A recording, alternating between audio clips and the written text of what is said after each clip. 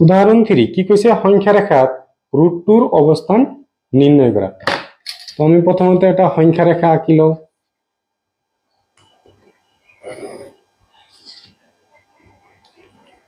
Zero 1 2 -1 -2 সংখ্যা রেখা আঁকিলো। এতিয়া √2 অবস্থান আমি নির্ণয় কৰিম। প্ৰথমতে আমি এই দুই ঘৰ ইজিক্যাল টু আমি কিমান ললো 1 একক ধৰি ললো আৰু ইয়াতে নাম দিলো a, এটোৰ নাম দিলো o, এটো হল 0, এটো হল o। তো এইখিনি কিমান আছে 2 সেন্টিমিটার আছে। আমি 2 সেন্টিমিটার ইয়াতে এটা লম্ব আঁকিলাম। এই a বিন্দুৰ পৰা আমি 2 সেন্টিমিটাৰ এটা লম্ব আঁকি ললো। তাৰ পিছত কি কৰিম এই o বিন্দু আৰু এইটো বিন্দুৰ নতুন বিন্দুটোত আমি সংযোগ কৰিম আৰু ইয়াৰ নাম দিলো সাপোজ b। এতিয়া আমি কি কৰিম কম্পাসৰ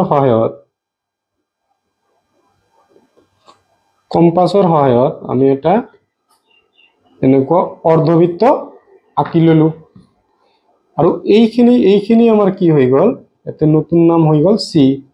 এইখিনিৰ মান হল √2 বা এইটো হল √2। সো ইয়াতে 1 একক লৈছো, ইয়াতেও কিমান লৈছো 1 একক।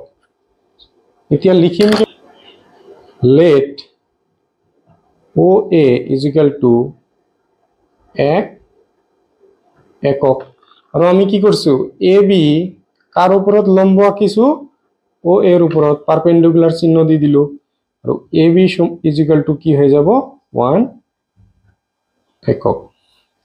এতিয়া আমি প্ৰুফ কৰিব লাগে। আমি কি লম ত্ৰিভুজ OAB, ত্ৰিভুজ OAB বিৰ পৰা পাইথাগোৰাছৰ সূত্ৰ মতে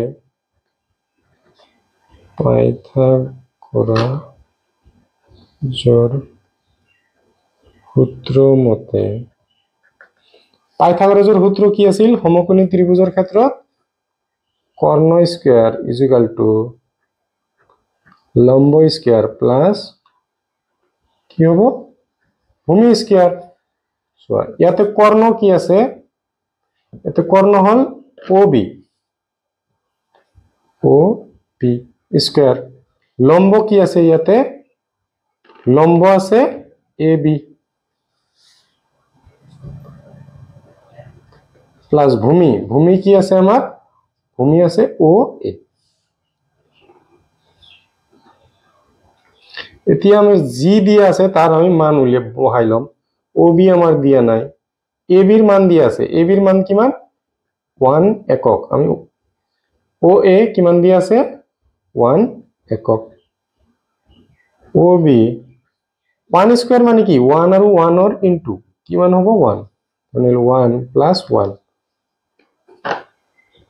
কি হ'ব OB স্কয়ার = 1 + 1 কিমান হ'ব 2। OB = স্কয়ার এইফালে গলে কি হ'ব √2। তেনেহলে আমাৰ √2 সংখ্যা ৰেখাত অবস্থান নিৰ্ণয় কৰা হল। ভিডিওটো পজ কৰি লিখি লোৱা আৰু ভিডিওটো যদি চাই ভাল পাইছা তেনেহলে এটা লাইক কৰি দিবা আৰু চেনেলটোত নতুন হলে চেনেলটো সাবস্ক্ৰাইব কৰি দিবা।